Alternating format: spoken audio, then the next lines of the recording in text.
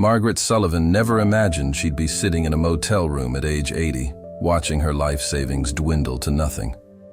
The bed creaked as she shifted her weight, her arthritis flaring up as she reached for the remote to silence the droning television. Through paper-thin walls, she could hear a couple arguing next door, a sadly familiar sound at the Valley View Motor Lodge, where weekly rates offered the only shelter she could now afford. 6 months ago, she'd been in her own home of 43 years, a modest, 3-bedroom colonial in Connecticut, where she'd raised her 3 children. The garden she'd tenderly maintained still bloomed with the perennials she'd planted decades ago: peonies, black-eyed Susans, and her prized hydrangeas. Now someone else would watch them flower. "It was for your own good, Mom," Lisa had said, her voice carrying that patronizing tone Margaret had grown to despise. "You can't manage that big house anymore. The stairs are dangerous. What if you fall?" What if she fell?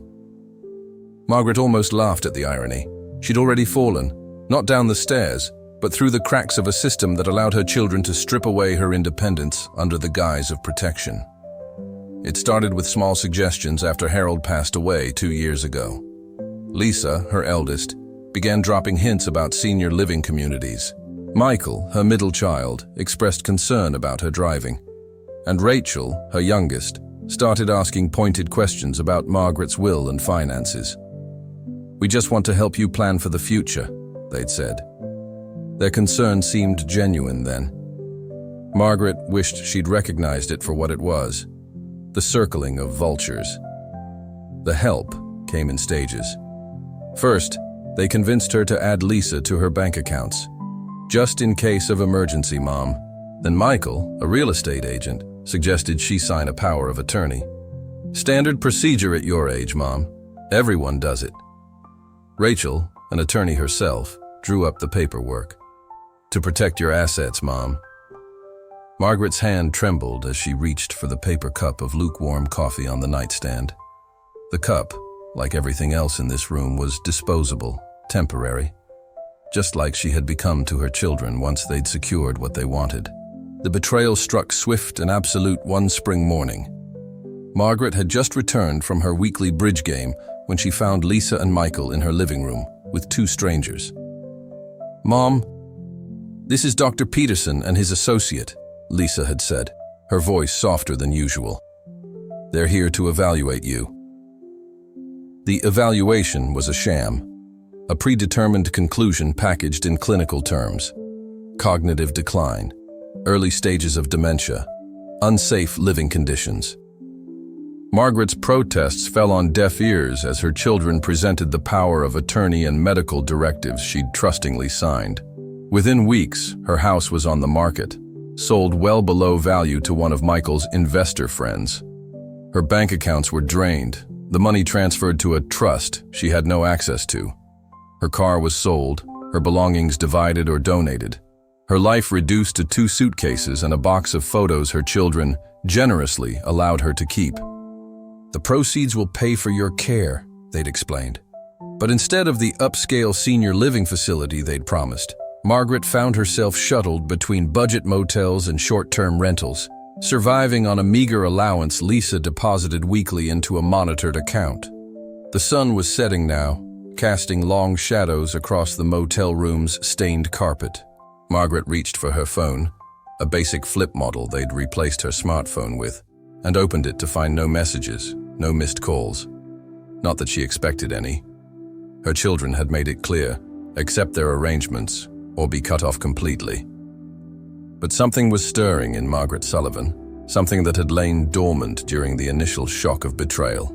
She'd raised those children, worked 2 jobs after Harold's first heart attack to put them through college, celebrated their successes and consoled their failures. She'd given them everything, and in return, they'd taken everything. Her gaze fell on the local newspaper she'd picked up in the motel lobby. An article about elder abuse caught her eye, featuring a lawyer who specialized in cases like hers. Margaret's hands stopped shaking as she reached for the reading glasses perched on her head. For the first time since this nightmare began, she felt something beyond despair. Anger. Pure, clarifying anger. and with it came resolve. She might be 80 years old, abandoned and betrayed, but Margaret Sullivan wasn't finished, not by a long shot. She had raised fighters, after all. Maybe it was time to show them where they got it from. The sun dipped below the horizon, leaving the room in darkness save for the harsh fluorescent light from the parking lot. Margaret reached for the notepad beside the phone and began to write, her penmanship as precise and determined as it had been when she taught third grade for 30 years. Step 1. Document everything. Step 2. Find help. Step 3.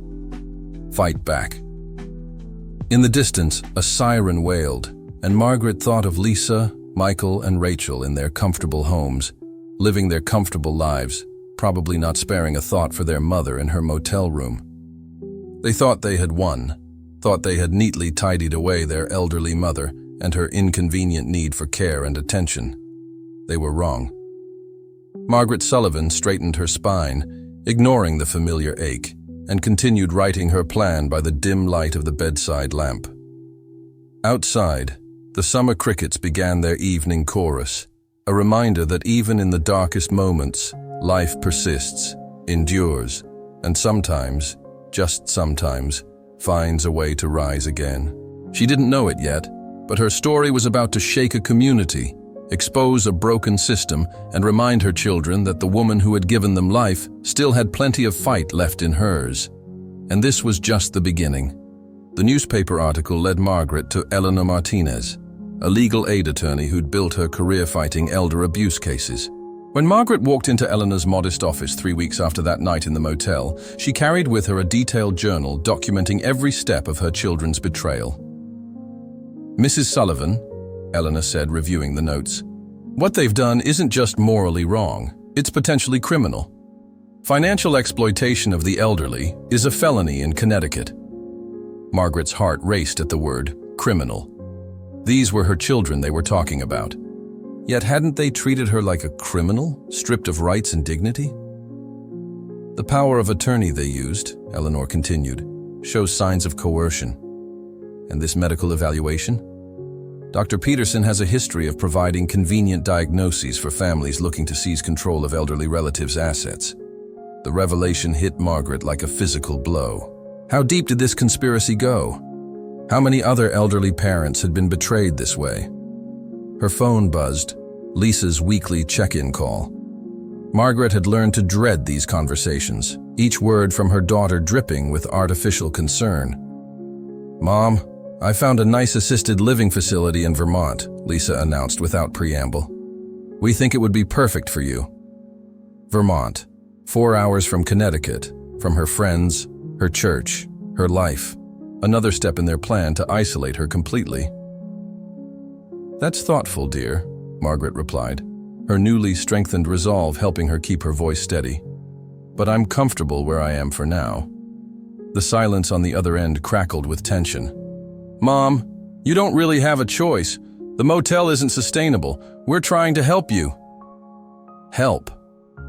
Margaret almost choked on the word. She thought of the trust account her children had created, her money, which they now controlled. The house they'd sold for $320,000, when comparable homes in the neighborhood went for over $400,000. The antiques and jewelry that had mysteriously vanished during the move. "I'll think about it," Margaret said, ending the call before Lisa could protest. Eleanor was already typing on her computer. "We need to act fast. They're trying to move you across state lines, which would complicate any legal proceedings. First step, we file for an emergency injunction to freeze the trust assets." But Margaret's children had learned from their mother. They were always one step ahead. When Eleanor's office filed the paperwork the next day, they discovered the trust had been emptied 2 days prior. All assets transferred to a new entity registered in Delaware. "Classic hide-and-seek with assets," Eleanor muttered. But they made mistakes. Arrogance makes people sloppy. The investigation revealed a web of financial maneuvers. Michael's real estate investor friend was actually his brother-in-law. The trust's Delaware registration used Rachel's old law firm address. And Lisa had been withdrawing large sums from Margaret's original accounts months before the power of attorney was even signed. As Eleanor built the case, Margaret faced her own battles. The weekly allowance from Lisa suddenly stopped. The motel manager, apologetic but firm, said he'd received calls from her concerned children about their elderly mother's mental state. Margaret found herself moving again, this time to a women's shelter. The irony wasn't lost on her. She'd volunteered at places like this in better days, never imagining she'd one day need their services herself. But the shelter brought unexpected allies. She met other women her age with similar stories, children draining bank accounts, forced sales of family homes, isolating their parents under the guise of care. They formed a support group, sharing resources and strategies for fighting back. One evening, as Margaret shared her story with the group, a local news reporter happened to be visiting the shelter. Sarah Chen had been investigating elder abuse cases for months, looking for a story that would expose the systemic nature of the problem. "Mrs. Sullivan," Sarah said after hearing Margaret speak, "would you be willing to go public with your story?" The old Margaret would have hesitated, worried about family reputation and private matters. But that Margaret had died in a motel room with a newspaper and a notepad. This new Margaret, forged in betrayal and strengthened by righteous anger, didn't hesitate. "When do we start?" The story aired on a Tuesday evening. Margaret watched it on the shelter's community room TV, surrounded by her new friends. Sarah's report was devastating in its detailed exposure of the financial exploitation, featuring interviews with Eleanor about the legal patterns of abuse and experts discussing the growing crisis of elder abandonment. But it was Margaret's quiet dignity in telling her story that struck the deepest chord. The camera held steady on her face as she described reading bedtime stories to her children, working extra jobs to pay for Rachel's law school, remortgaging the house to help Michael start his real estate business. "And now," she said, her voice unwavering, "they won't even take my calls." The response was immediate and overwhelming. The station's phone lines jammed with similar stories. Social media exploded with outrage. Local politicians issued statements promising legislative action. Margaret's children reacted predictably, through their lawyers. Cease and desist letters arrived at the TV station. Rachel filed for a gag order, claiming Margaret's cognitive issues made her an unreliable narrator. But they hadn't counted on the power of their mother's story to resonate with a public increasingly aware of elder abuse. More families came forward. Eleanor's phone rang constantly with new cases. Sarah began a series investigating the network of doctors, lawyers, and financial advisors who facilitated these betrayals. Then came the threat that showed Margaret just how desperate her children had become. "Back off," the text message read from an unknown number, "or everyone learns what really happened the night Dad died." Margaret's hands shook as she showed the message to Eleanor. She hadn't thought about that night in 2 years, had locked away the guilt and grief so deeply she sometimes convinced herself it was just a bad dream. But it wasn't a dream. And now, as she sat in Eleanor's office watching her lawyer's face grow grave, Margaret realized the real battle was just beginning. Because some secrets, once unleashed, have the power to destroy more than just family ties. They can shatter entire lives. The late summer sun cast long shadows through Eleanor's office window as they began to plan their next move. Outside, cicadas droned their endless song, nature's reminder that some storms must be weathered before peace can return. But this storm was far from over. The truth about Harold's death had haunted Margaret for 2 years. She'd never told anyone, not the doctors, not her children, not even her priest during confession. But as she sat in Eleanor's office the morning after receiving the threatening text, she knew its time of burial was over. "I was supposed to give him his heart medication that night," Margaret began, her voice barely a whisper. "But I was tired, so tired. He said he'd take it himself." She closed her eyes, remembering. "When I woke up, the pill bottle was still full. He was already cold." Eleanor leaned forward. "Mrs. Sullivan, That wasn't your fault. My children don't see it that way. They don't know I forgot, but they blamed me anyway. Said I should have been watching him closer, should have called the ambulance sooner. Margaret's fingers twisted in her lap. Maybe they were right. The investigation into the threats revealed something unexpected. The text hadn't come from any of her children. It came from Lisa's husband, Tom. The same Tom who had orchestrated the quick sale of Margaret's house through his brother. The same Tom who had been pushing hardest for Margaret's institutionalization.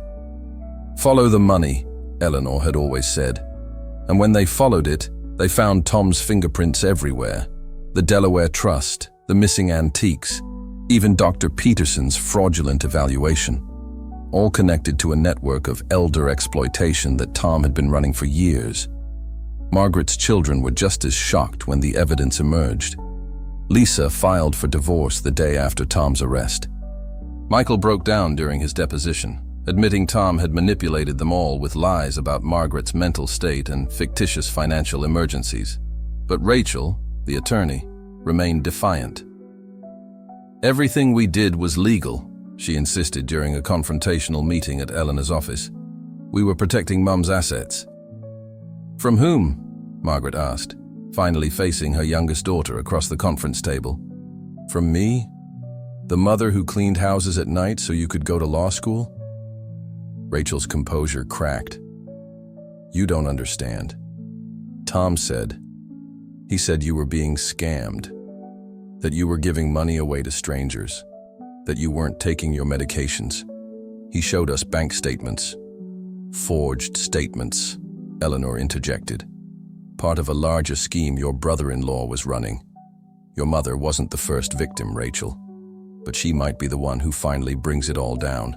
The criminal investigation expanded rapidly. Tom's network had targeted dozens of elderly homeowners across 3 states. The pattern was always the same. Isolate, manipulate, liquidate. Use family members as unwitting accomplices, playing on their fears about aging parents' capabilities. Sarah Chen's follow-up story broke the case wide open. More victims came forward. Bank records revealed millions in stolen assets. The FBI got involved. But for Margaret, the legal victory felt hollow. The trust money could be recovered, the house sale reversed, the fraudulent medical evaluations expunged. But the broken trust between mother and children, that damage felt permanent. Lisa tried to apologize, crying about how Tom had manipulated her. Michael sent long emails explaining his actions, begging forgiveness. Even Rachel, after Tom's network was exposed, attempted reconciliation. But Margaret had changed. The mother who would have once rushed to forgive, to smooth things over, to put her children's feelings first, she was gone. In her place was a woman who had learned the hard way that love without respect is just another form of abuse. The women's shelter, where she'd found refuge, became her new family. Together with other survivors of elder abuse, she started a support group that grew into an advocacy organization. They lobbied for stronger laws, educated financial institutions about exploitation, and provided safe houses for elderly people escaping abusive situations. Margaret's story became a catalyst for change. State legislators invited her to testify. National news programs wanted interviews. A documentary filmmaker began following her advocacy work. But at night, alone in her new apartment, paid for with recovered funds, she still looked at old family photos and wondered, how had love turned to betrayal so easily? How had her children convinced themselves that stealing her autonomy was an act of protection? The answers came during a chance encounter at the grocery store. Margaret was examining peaches when she heard a familiar voice. Grandma? She turned to find Jessica, Lisa's 16-year-old daughter, standing there with tears in her eyes. The girl rushed forward, hugging Margaret tightly. I missed you so much. Dad wouldn't let us visit or call. He said you were too sick, but I knew it wasn't true. Over hot chocolate at the nearby diner, Jessica revealed the other side of the story. How Tom had isolated not just Margaret, but the entire family. How he'd intercepted letters, blocked phone numbers, edited social media feeds to hide Margaret's posts seeking help. He told us you had dementia, that you were imagining things, Jessica sobbed. Mom believed him because she was scared of losing you like we lost Grandpa. She thought if she didn't take control, something bad would happen. Fear. It all came down to fear. Fear of aging, of loss, of responsibility. Tom had weaponized that fear, turned children against parent, love against itself. As Margaret hugged her granddaughter goodbye, promising to stay in touch, she felt something shift inside her. The anger that had fueled her fight began to transform into something else. Understanding. Not forgiveness. Not yet. But understanding. That evening, she called a family meeting. It was time to face the truth together. All of it. Even the part about Harold's last night. Because secrets and silence had brought them to this point, and only the hard light of truth could light the way forward. They gathered in Eleanor's office on a Friday evening, 3 generations of a broken family trying to find their way back to each other. Outside, an early autumn storm rolled in, thunder echoing like a gavel coming down on their day of judgment. The family meeting began in silence. Margaret sat straight-backed in Eleanor's leather chair, her children arranged before her like defendants at trial. Through the windows, lightning illuminated their faces in harsh bursts. Lisa's tear-stained cheeks, Michael's nervous fidgeting, Rachel's carefully maintained lawyer's mask. "Before we begin," Margaret said, "I need to tell you about the night your father died." The confession poured out, her exhaustion, the forgotten medication, the morning's discovery. With each word, she watched their faces transform. Shock, grief, understanding dawning like the slow creep of sunrise. "Why didn't you tell us?" Lisa whispered. "Because I couldn't bear your judgment," Margaret replied. "But I've learned that secrets poison everything they touch." Rachel leaned forward. "Mom, we never blamed you for Dad's death. We blamed ourselves, for not being there more, for not helping enough." She paused, swallowing hard. Tom used that guilt. He convinced us that we had to take control to prevent another tragedy. "He showed us faked bank statements," Michael added. "Made us believe you were being scammed, that your mind was slipping. Every time we doubted, he had another piece of evidence." The truth emerged in layers. Tom's manipulation had been masterful, playing on each family member's fears and weaknesses. Lisa's anxiety about losing another parent, Michael's financial insecurities, Rachel's need for control. But as Eleanor's investigation had revealed, they weren't innocent victims. They had chosen to believe the worst about their mother, chosen to strip away her independence rather than face their own fears about aging and loss. "I need you to understand something," Margaret said, her voice firm. "What happened with your father was an accident born of exhaustion. What you did to me was a choice, made day after day, document after document." The storm outside intensified, rain lashing against the windows like nature's own fury at human betrayal. "The money can be repaid," Margaret continued. "The house can be returned. But trust? Trust is like a mirror. Once shattered, even if you put the pieces back together, you'll always see the cracks." "What can we do?" Lisa asked, tears flowing freely now. "How do we make this right?" Margaret looked at her children, really looked at them, and saw not the betrayers they'd become, but the babies she'd once cradled, the teenagers she'd guided, the adults she'd released into the world with such hope. "We start with truth," she said. "Complete truth. No more secrets, no more assumptions. Then we rebuild, not what was, but something new, something stronger." The next few months tested them all. Family therapy sessions exposed decades of unspoken resentments and fears. The legal process of unwinding Tom's financial schemes forced them to confront every detail of their betrayal. But slowly, like spring following winter, new growth emerged from the devastation. Lisa and her children moved into Margaret's restored house temporarily, creating daily opportunities for healing conversations over shared meals. Michael used his real estate expertise to help other elderly fraud victims recover their properties. Rachel channeled her legal skills into strengthening elder protection laws, testifying alongside Margaret at legislative hearings. The advocacy organization Margaret had helped create flourished, expanding to multiple states. She told her story again and again, not just the betrayal now, but the healing too. Each telling strengthened her, transformed the pain into purpose. 1 year after the family meeting, they gathered again, this time in Margaret's garden. The hydrangeas were blooming, their blue heads nodding in the summer breeze. 4 generations sat around the patio table: Margaret, her children, their children, and Lisa's new baby named Harold, in a gesture of remembrance and hope. "I've been thinking," Margaret announced, "about forgiveness." The table fell silent. "Not forgetting," she clarified. "Never forgetting.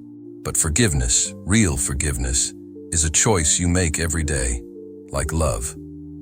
She looked at each face in turn. "I choose to forgive, not because you deserve it, but because I deserve peace." Rachel reached for her mother's hand. "We choose to earn that forgiveness," she said, "every day, for the rest of our lives." As evening settled over the garden, Margaret reflected on the journey that had brought them here. She had lost everything: home, security, trust, and in that loss had found something stronger than what was taken: her own power, her voice, her ability to turn personal pain into public purpose. The advocacy organization now helped hundreds of elderly Americans fight exploitation. The laws she and Rachel had helped pass protected thousands more. The support network she'd built continued to grow, a web of strength and solidarity spanning the country. Her children would never again be the innocent center of her world. But they had become something perhaps more valuable: allies in the fight for elder justice, partners in rebuilding a family shattered by betrayal and reforged in truth. As darkness fell, Margaret looked up at the stars appearing one by one in the velvet sky. Somewhere, she felt, Harold was watching, finally at peace with how she'd handled his last night. She had transformed guilt into grace, betrayal into purpose, ending into beginning. She was 82 now, not just a survivor but a warrior, not just a mother but a leader, not just wronged but righteous. The baby gurgled in his sleep, a sound of pure promise. Margaret smiled, knowing that this child would grow up in a family that had learned its hardest lessons, in a world slightly better, because she had refused to go quietly into that dark night of elder abuse. She had lost everything, yes, but in losing, she had found her final calling, ensuring that no other parent would face betrayal alone, that no other elder would be silenced by shame or fear. This was her legacy now. Not just the garden that bloomed around her, not just the family slowly healing before her, but the thousands of lives touched by her decision to stand up, speak out, and fight back. The stars wheeled overhead, eternal witnesses to the endless cycle of loss and renewal, betrayal and redemption, ending and beginning. Margaret Sullivan, once abandoned, now stood at the center of a movement, surrounded by the family she had lost and found again. It wasn't a happy ending. It was something better, a true one. And in truth, she had finally found her freedom.